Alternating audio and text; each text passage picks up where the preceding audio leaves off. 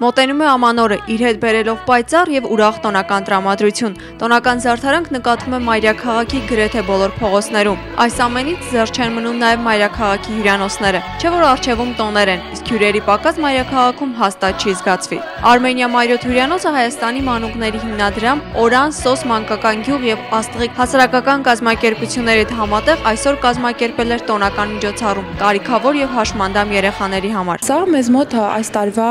արդեն 4-րդ միջոցառումն է երեխաների հետ կապված եւ ինչպես ամեն տարի նոր տարուն, այսինքն ձմեռը երբ գալիս է, ձմռան բացման հետ կապված, մենք մի հետաքրքիր միջոցառում ենք կազմակերպում երեխաների համար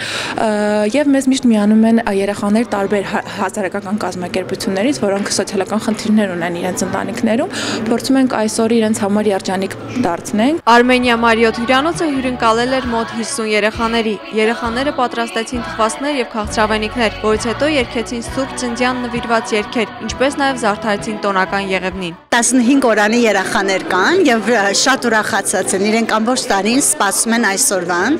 եւ ես կարծում եմ, որ շատ լավ միջոց եւ ձև է սկսելու այն ոգին, որը խորհրդանշում է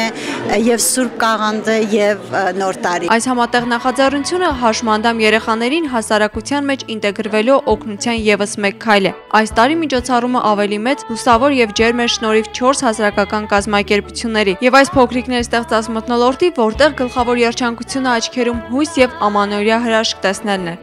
Անի Մարկոսյան, Արման Գրիգորյան, Սլաքեյ։